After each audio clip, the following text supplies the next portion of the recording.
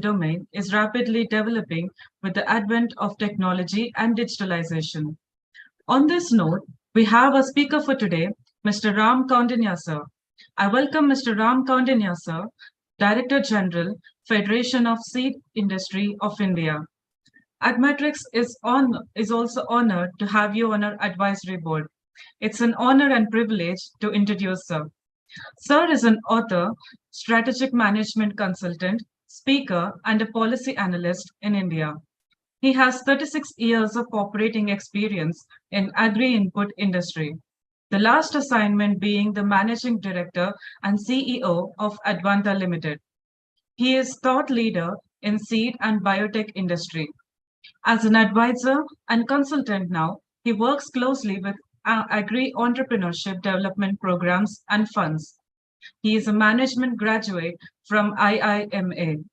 He has a wide experience in the area of policy advocacy for agricultural input industry and worked closely with the Ministry of Agriculture, Government of India. Maize Independent Steering Committee of the Cigar Institute of CIMIT. He serves on the Expert Review Committee of Access to Seeds Foundation, Netherlands. Sir has been involved with academics for the last 30 years. Frequent guest lecturer at IIMA, NIAM, Manage, Myra School of Business, and NAARM for Agri-Input Marketing and Business Strategy subjects. He has co-authored a book titled Agri-Input Marketing in India with Professor Venugopal of XLRI. This is a reference book for students and industry practitioners.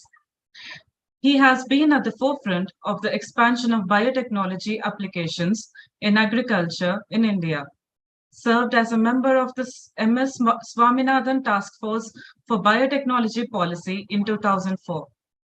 Currently, he is on the board of Access Finance, Agri-Rain Industries, irrigation services startup, and Vasudhaika Software Solutions, Fertis India, in biological agri-inputs business and NICR.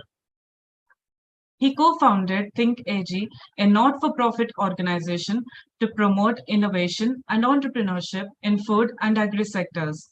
In 2019, he was appointed a member of the committee set up by the Principal Scientific Advisor to the Prime Minister of India to suggest strategies for agricultural policies for sustainable agriculture. Currently, he is Director General of Federation of Seed Industry of India, FSII. I extend my warm welcome from Team Admatrix and request to guide our participants on digital innovations to transform surveys and from product delivery to markets. Over to you, sir. Thank you. Thank you very much for that very elaborate introduction. So thank you, and hello participants. I'm very happy to be here today and then and to share with you some of the thoughts on what's happening on the digital front. You know, digital technology is really transforming all the lives around the world, and also especially in India, where all of us are beneficiaries of the developments that have taken place in the digital space. All our lives have got considerably more convenient because of the progress made on the digital front.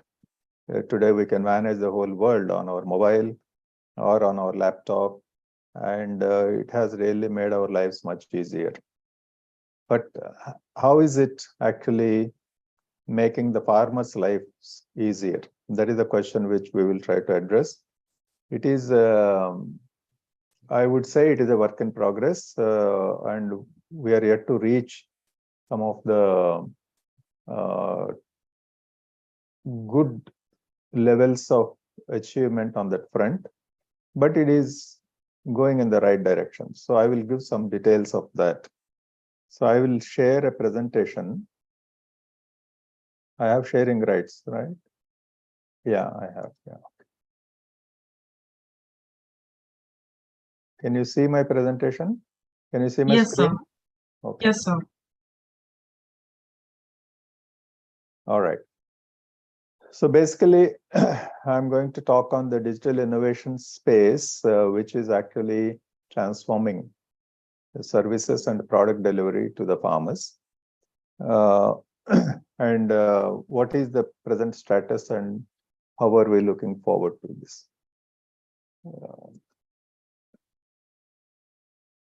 So basically, we should understand why there is a need for innovation in the food and agriculture space. Sorry. So there are three major reasons why we need innovation in this space. Number one is that all of us know that in spite of all the progress made by our agriculture in the last 50, 60 years, where we have grown more than 4 times of our food grains production, horticultural crop production, milk production, and various areas where we made tremendous progress. But the fact of the matter is that the farmers' incomes have not been, they have not kept pace with that. So the farmers' vulnerability to the vagaries of monsoons or the risks of the markets and various other things, farmers have not really found answers to some of them. So one of the things that we have to find some new innovative ways is to solve the income problem of the farmers. How do we do that? We all know that income is a function of the yield multiplied by price, right? That is what gives the income to the farmer, and income minus cost is his profit. So how do we increase yields, or how do we increase price, and how do we reduce cost? This is the only way we can actually do the improvement of farmers' profits. So improving yields, post-harvest management, where the losses currently are very high. Last year, 95,000 crores worth of agricultural produce was lost post-harvest. So that is an area. Value addition is again something, means how do we actually add value to the agricultural produce and not just do the raw produce sale by the farmer. Market linkages, how do we connect farmers to the markets so that he has free market access, and services that facilitate higher price discovery. That means he should be able to discover his price and not be a prisoner of a few buyers actually exploiting him on the price front. And how does he get better support with better access to warehousing and finance? You know that if he does warehousing and if he is able to store his product for some time, he might actually be able to get a better price. And while doing that, he may also be able to get some finance from the bank on the product that he has stored in the warehouse. It is also called warehouse finance or warehouse receipt system, through which he can get finance. So these are all the things which have a tremendous opportunity for improvement. And there is a need for innovation because the traditional methods have not really helped in this particular area. Secondly, natural resource conservation and sustainability.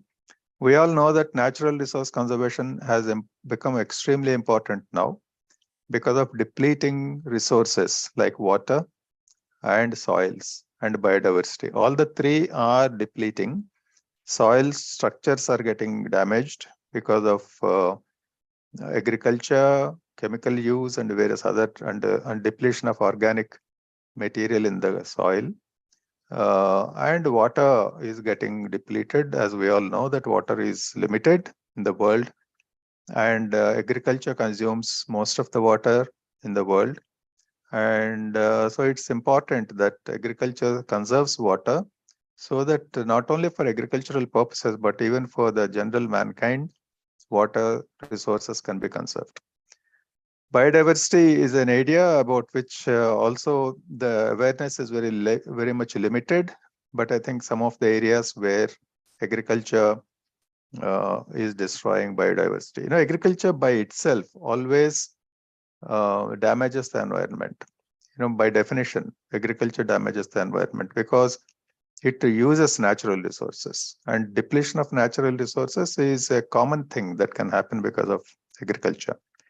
But agriculture is something which we can't get away from. We have to have agriculture to feed the population, to feed the growing population. So the challenge in front of us is that how do we innovate the systems in such a way that we can produce more, but at the same time conserve natural resources and environment. That is a real challenge in front of us. Then the third is changing consumer demands. Consumers are changing. It is not the same old consumer food habits, which we used to see 20 years back, 30 years back, 40 years back. These food habits have changed considerably in the last 20 years, backed by increasing income levels. Income levels in our country, particularly if you see, they have really gone up in the last 20 years because of the prosperity, because of better jobs and better compensations for people. So income levels have gone up, education levels have gone up. And that is also true that people are more educated now, and they are more aware about health and nutrition and immunity boosting foods and things like that. And they also want a lot of youngsters. India is a very young country. A lot of youngsters want to understand from where their food is coming. So the traceability of food also has become very important.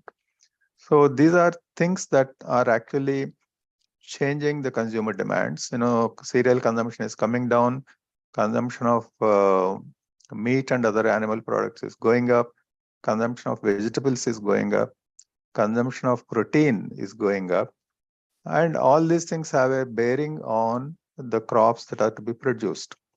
Because the consumer demand is changing, agriculture is only a production system. Agriculture produces food so that people can consume it. So it's only a production and supply system. So it has to become sensitive to what is the demand side. So agriculture is now becoming more demand driven. That means consumers' demands are playing a huge role on the farmer's choice of which crop he should grow. But does the farmer know what consumer wants? And does the farmer have advanced information about that so that he can decide which crop he can grow? These are all some questions where there is a gap and there is a need for innovation. So these are the three major reasons we can identify as what is the need for innovation in agriculture and food. What does the farmer highlight as his problems? Number one is that lack of price forecasting service for output when he is planting the crop. When a farmer is planting a particular crop, today he doesn't know what will be the price prevailing when that crop comes to the market after a few months. So that is why he is not always taking the right decision about which crop he should grow for his own profits. Second is the lack of access to free markets and price discovery.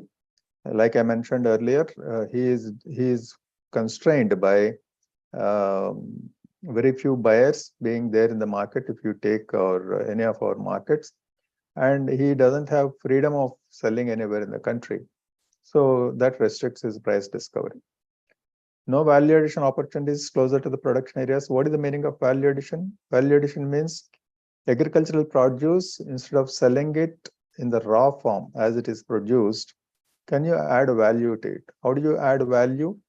You can change its form.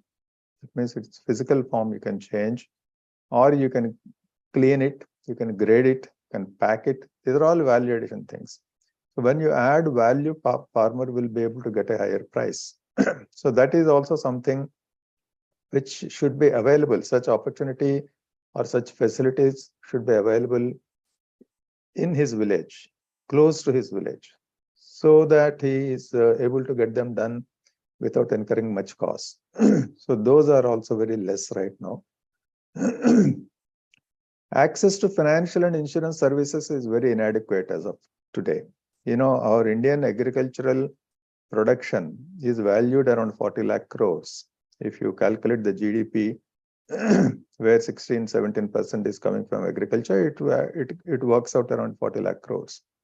But the total bank finance for agriculture is only around 17-18 lakh crores. This year, Finance Minister has announced a target of 20 lakh crores. That means there is a shortfall of almost 15-16 lakh crores of credit for the farmers. That credit,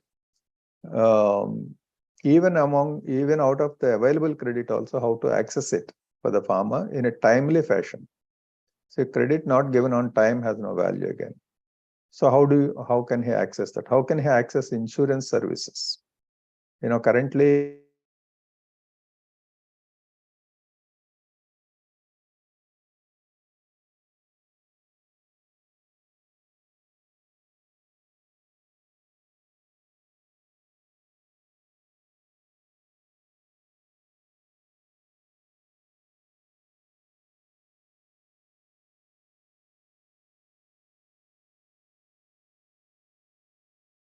license crop insurance, so that is also an issue. Inability to recover investment when crops are lost due to natural disasters. When there is excess rain or when there is drought, when there are floods, he loses the crop and there is no way he can recover his investment because there is no insurance coverage for some of those losses. So that is also another area. Labor shortage and increasing costs. And we all know that labor charges are very high now. Availability of labor is low and labor cost is high. Data shows that almost 50 to 52% of the total cost that the farmer is incurring in cultivating a crop is towards labor. So if he has to reduce labor cost, he has to use machines, but he cannot buy machines because machines are expensive. So how does he get to use the benefit of the mechanization in an affordable way? That is another issue. Extension system is not very effective any longer, and that is also something where he is not getting correct advisory on some of the problems he's facing in the field, how to solve those problems, whether it is related to water or nutrition or pests and diseases, whatever it is. He needs timely advice on those things. So these are some of the problems that farmers are facing. So how does digital technology help? Number one, rapid technology development in digital is taking place in the last 10 years, particularly. More, let's say, last 15 years, but in the last 10 years, it has been very rapid. DPGs are digital public goods. That means you may have, even in this year's budget speech, Finance Minister talked about developing digital public infrastructure. That means there will be some digital public infrastructure or digital public goods which will be freely available. These are called open access. So these are under development. This is actually also making the diffusion of the technology much faster. This is impacting urban and rural lives in a big way.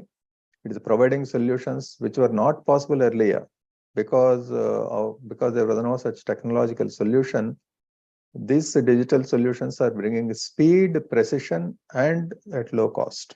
These solutions are available now because of digital technologies. For example, UPI. UPI is a digital public good which has transformed the payment systems in the country. Today, we are able to pay using all wallets and then everything. All this has come only in the last 6-7 years.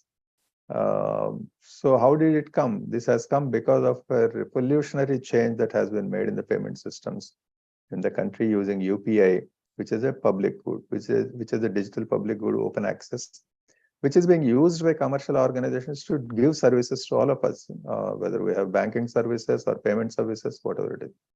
ONDC is a new platform that has been announced recently. It will transform the e-commerce experiences all of us are having.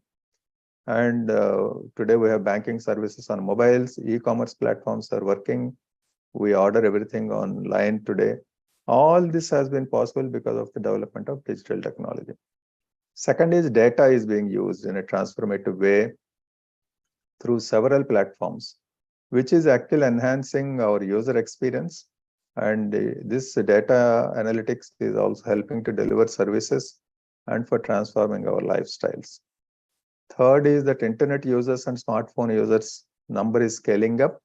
It is expected that by 2026, the number of internet users in the country will double. and most of the growth will come from rural areas. And a lot of farmers nowadays are using smartphones. And so this is also combined with increasing or improving connectivity in the rural areas is also helping in actually data-based internet usage, which can deliver services much better. Another one is that ecosystem for expansion of digital technology applications in agriculture is developing very rapidly. What is the meaning of ecosystem? Multiple people work towards making this happen. One is innovators and entrepreneurs. A lot of them are coming up now, and more than 1,000 enterprises are there today, which are using digital as an innovation tool, and they have become entrepreneurs. Many of them are engineers, and they have backgrounds of having graduated from very good institutions like IITs, and they are actually starting these things because they see this as an opportunity for them to offer solutions that will help the farmers. Second is there are many funds which are ready to invest money, whether it is VC funds or private equity funds. They're all coming forward and investing money. Third is that there are incubators and mentors guiding the innovators. So there are formal incubators which have been set up in the country in different places. Also, many agricultural universities have got their own incubators. And also many of the mentors have come up. So there's a pool of mentors now available to guide the innovators, because every innovator, particularly those who don't have agriculture background, need mentorship. They're technical people with good ideas, but they do need mentorship on how to do business, how to deal with the farmer, how to deliver the services to the farmers and things like that. So that structure is coming in place. Corporates' interest is increasing slowly. It is not as fast as we expected, but companies are also now increasingly taking interest and investing in some of these innovative entrepreneurs. Finally, number of farmers using digital tech has gone up considerably during COVID time, because when COVID was there and when there were lockdowns and various things were there, all of us also shifted more towards using our mobiles and digital apps to order things or to move things. Farmers also did that. So I think that also gave them a good experience, and a lot of them are now going into more and more digital applications. So what are the key innovations that are taking place?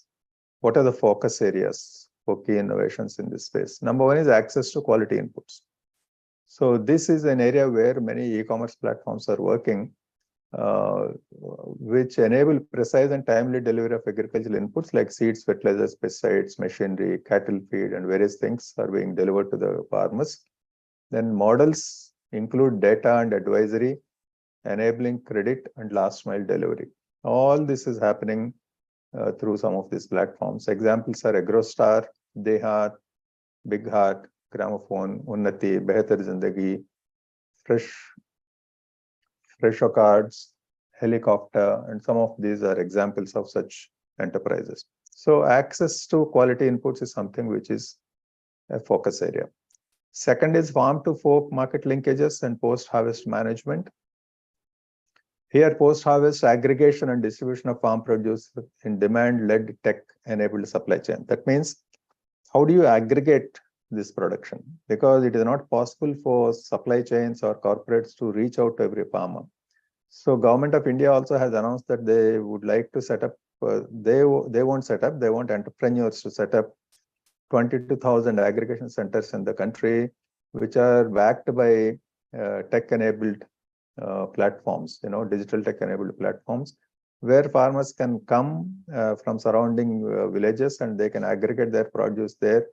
From there, the buyers will pick it up on a digital platform. That is also under implementation now.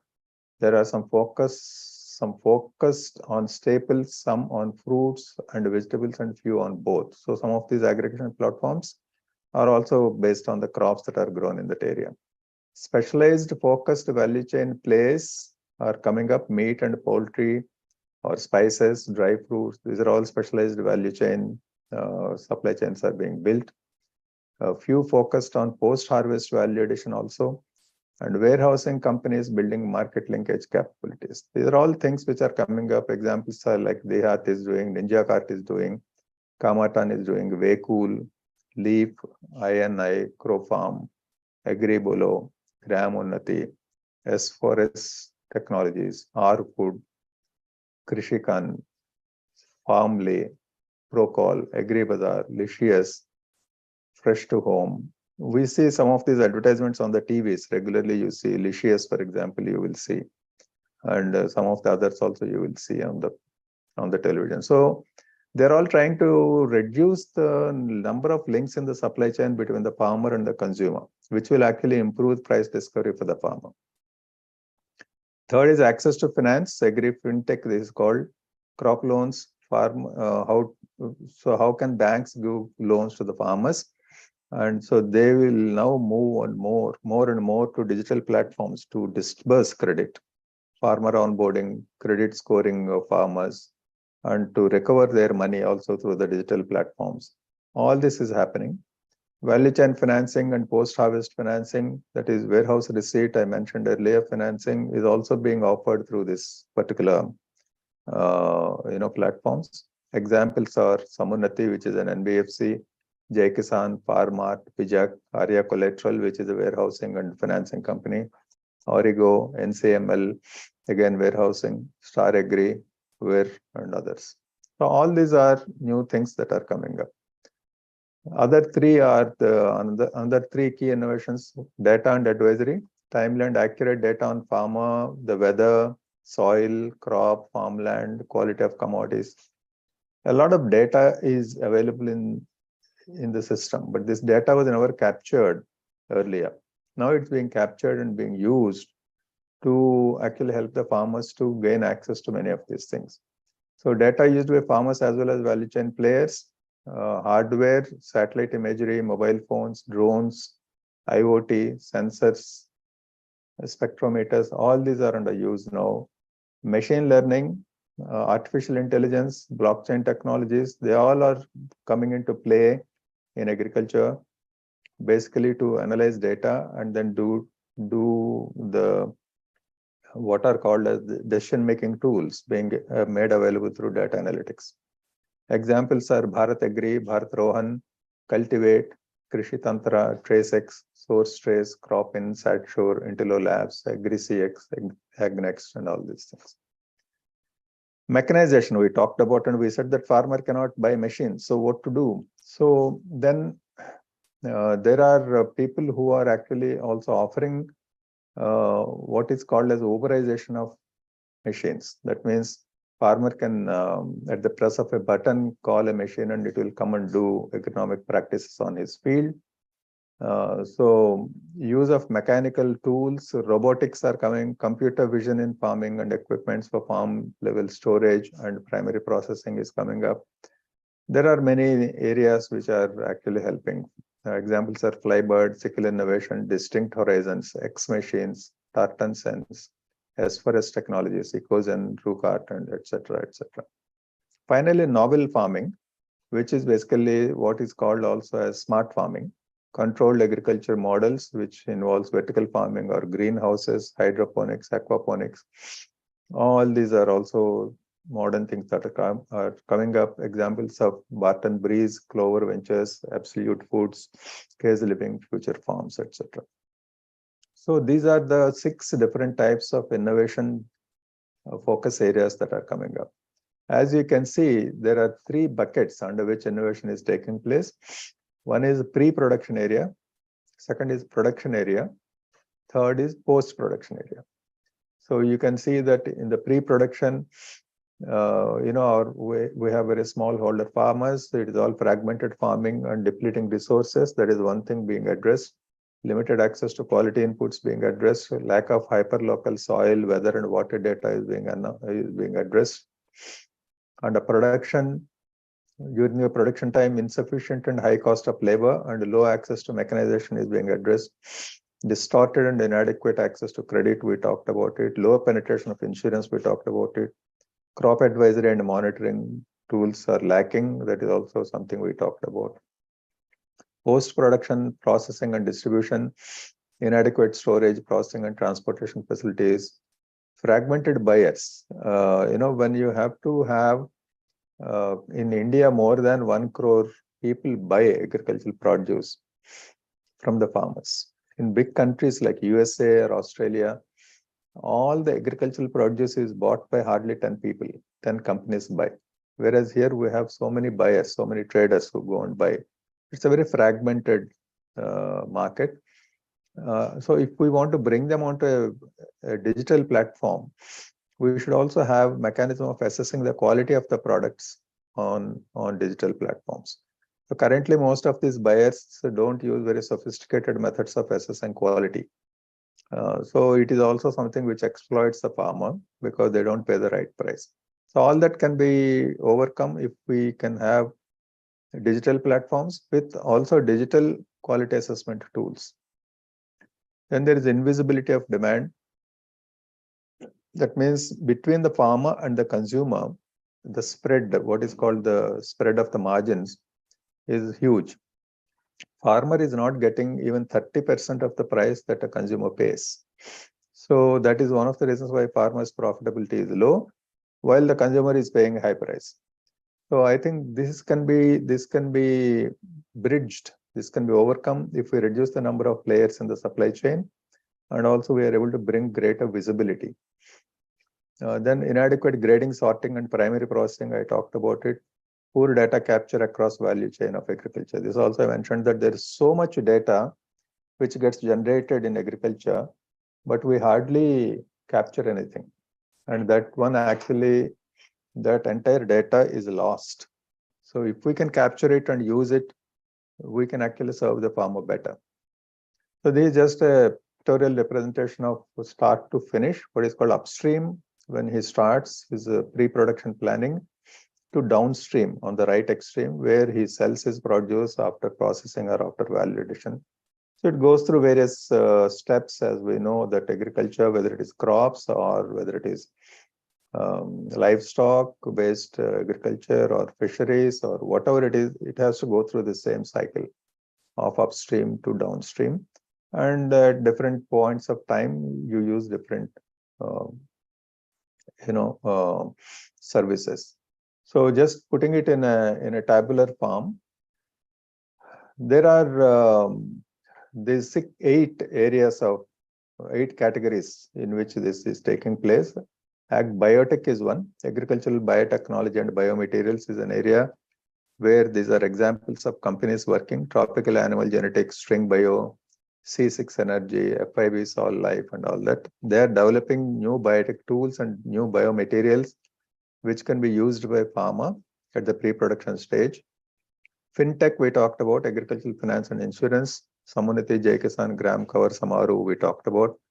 Upstream Agri tech, that means upstream supply chain tech, where that means at the early stages, pre-production stage or even during production time, supply of quality inputs, Big Heart, Animal, Unnati, AgroStar, Gramophone, they are all in that. Downstream ag tech, which is towards the later stages, and when the output comes, downstream supply chain technology, this is called. Everybody is aware of this Big Basket because of the television advertisement they do. Big Basket, Ninja Cart, Way Cool, Bijak, Tehart, Captain Fresh. These are all things, some of them we talked about already. Then there is a Precision Agri ag tech, which is precision and digital agriculture technology, where they use a lot of satellite data and then other digital tools to actually bring more sophistication into data analytics. Cropin, for example, is completely based on satellite imagery. Intello Labs, which assesses image-based assessment of quality, which can be done online, which can be done through digital platforms. That actually helps the farmer and the buyer of his produce to understand quality in a uniform way and fix a proper price for it. Stellapse works with livestock. Similarly, Fasal, Bharat Agri, Hummingbird, and all that. Then ag automation, which deals with robotics and mechanization. So there are companies working there. Tesol, Kheti, for example. Kheti has developed greenhouses which are cost effective and which can help the farmer in getting a more predictable agricultural output. Ecozen, Tartan Sense, Flybird Farm Innovation, and these are all the companies. Ag Infratech, infrastructure technology, which is mostly warehousing and logistics. We have Arya Collateral, Origo Commodities, Ergos, and CML Star Agri. I mentioned earlier that funds are coming, and in the last 10 years, more than $2 billion has come. Most of it has come after 2015, right? So, but it's interesting to see that all the investments that have happened in these innovation agri-tech, 81% has gone to downstream ag-tech. I mentioned to you downstream. You see here downstream ag-tech. You can see 1, 2, 3, the fourth one, downstream ag-tech, which deals with the downstream supply chain technologies. That means this deals with the output management. So most of the investment, 81% of the investment has gone into that.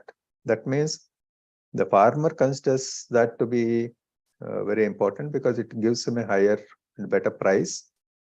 And the investors are also considering that area to be very important because that's where they're investing money.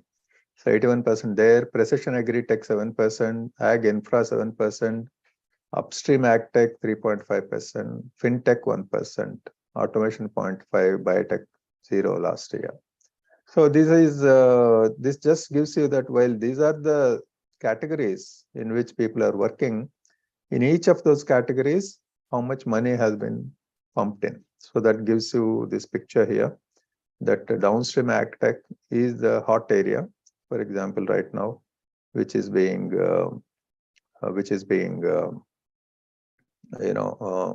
where the innovations are being spread out. So what are the sources of early and late stage capital coming in? You can see that there are angels, the blue color you can see at the top. The biggest is generalist VC, as you can see the yellow at the bottom. Generalist VCs, venture capital funds, are those who are not, they're sector agnostic. They may invest in any sector, but so they will also invest in agriculture. So they have actually pumped in more money into agri-tech than others. That is closely followed by private equity, the left side blue color. Private equity are the people who invest more big ticket items. They may invest 50 crores, 100 crores, more than that. But then you see right hand side on the top, the color which is brownish color. So that is where ag tech focused venture capital funds are investing, and they are the ones who have so their ticket sizes are smaller than private equity people. And ag tech dedicated VCs, those who are even more focused on ag tech, that's on the right side. What you can see here is that the corporates share right now is low, the green one, which is quite low. And that is the area I was talking earlier, that corporate involvement has to go up. Right now, it is not very high, but it is picking up. We are very confident that this will pick up even more in future. So all this is happening. So what does it mean for an agri company?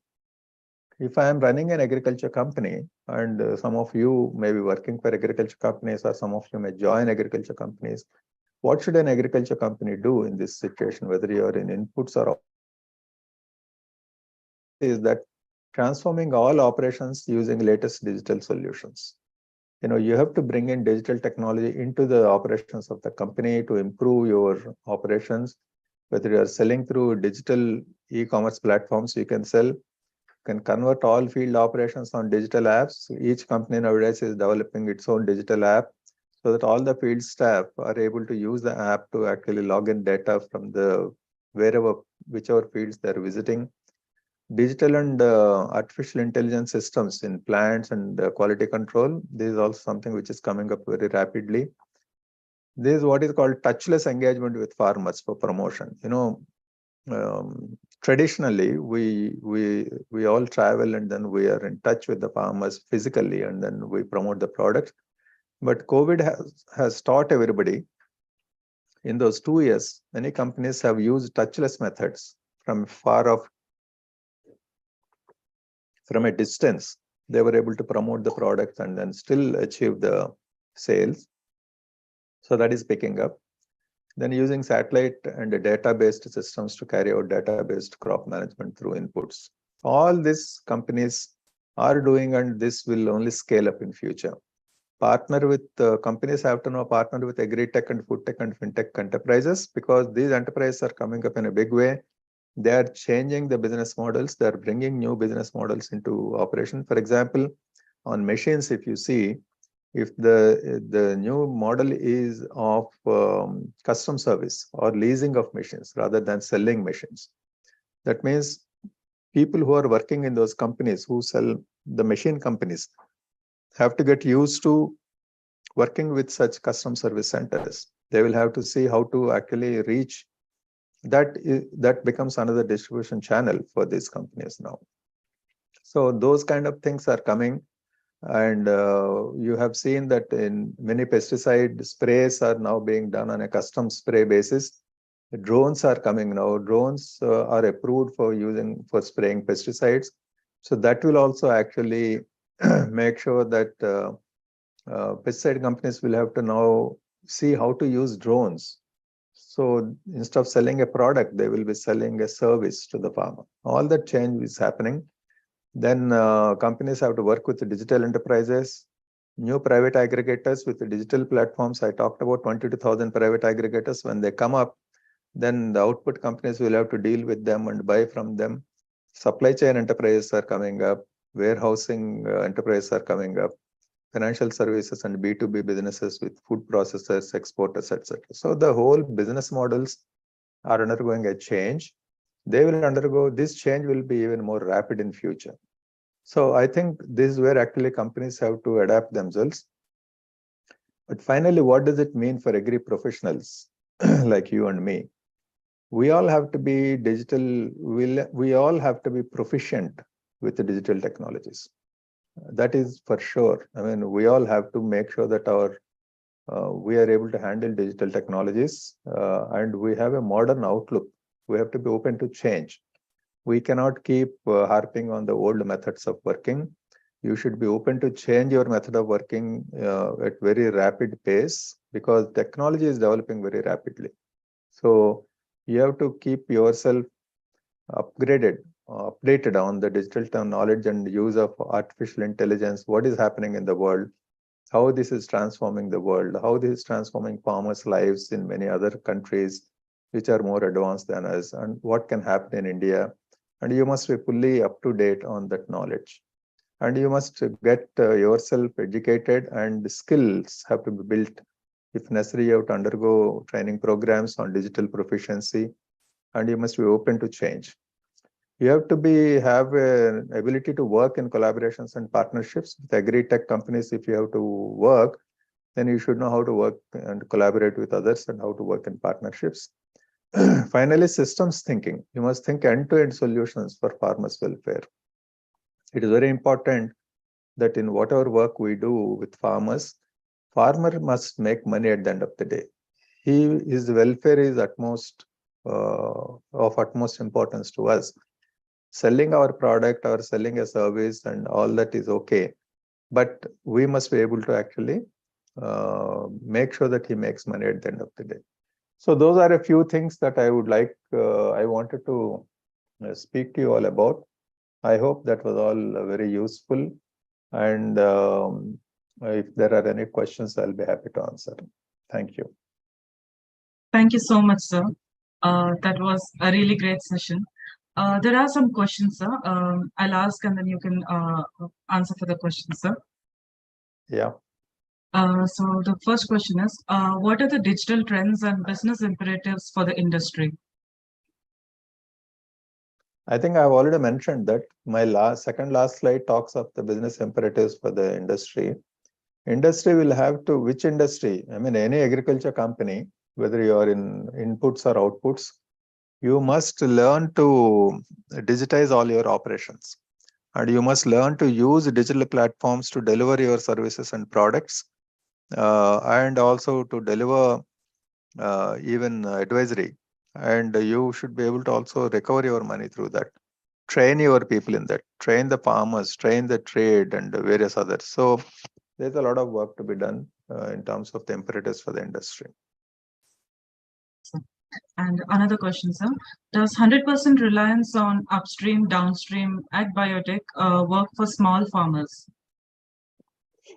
You see, agriculture will never become 100% digital, mainly because it is so widespread and so much interior rural areas or agriculture is there. Even if I am running a digital enterprise, I still have to do physical delivery of some of the goods or some of the services. So it is going to be phygital. It will never be 100% digital.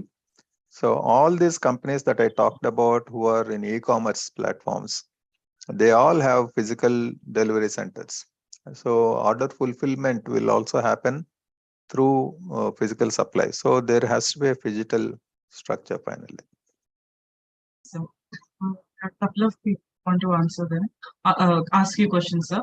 Sri Krishna, you can unmute yourself and ask the question.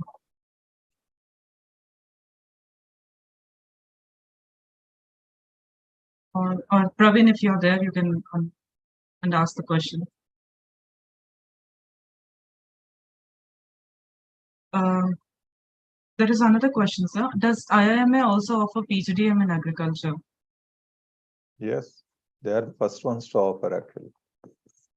They are the ones who started it way back in 1970. So PGDM in agriculture, yes, they call it Agri Business Management, or FABM, they call it now, Food and Agri Business Management. Yes. And one last question, sir. So any wisdom tips for next generation in agriculture from all your experience, sir? No, I think technology will help. The future belongs to technology, but technology is only an enabler. Technology will only make your work easier and faster and more precise. But your basic work has to be better. For example, if the farmer is not following good agricultural practices, technology cannot save him.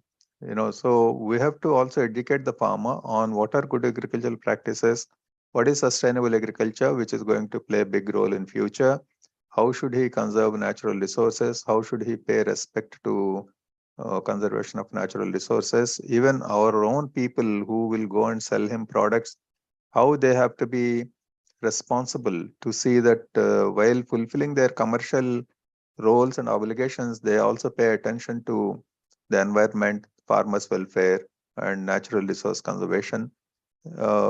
If you are not doing that, you will be called an irresponsible person, an irresponsible businessman. So I think all of us have this role to play in the coming future, that we have to be more responsible. We have to promote good agriculture practices. We have to promote sustainable agriculture. We have to work towards conserving natural resources. And we have to make sure that the farmer makes money at the end of the day. So that is all that I would like to say, that all the professionals who might be listening to this, or those who might join industry or later students, all of you must know that we have to have the larger good in our mind and work for that. Okay, sir. Thank you so much, sir, for your valuable guidance. And it was really great to hear from you on this important topic. It was truly an outstanding session, sir, based on the latest trends of market and products. So thank you so much, sir, for joining Thank you. the session. Thank you. Welcome. Thank you. Bye. Thank you, sir. Thank you. So moving on. So today's agriculture is amazing in terms of efficiency and productivity. As compared to the past, there's always room for improvement. All this is possible because of digitalization and precision farming by improving efficacy and accuracy. The agfintech is a buzzword nowadays, which is poised to be significant in agribusinesses and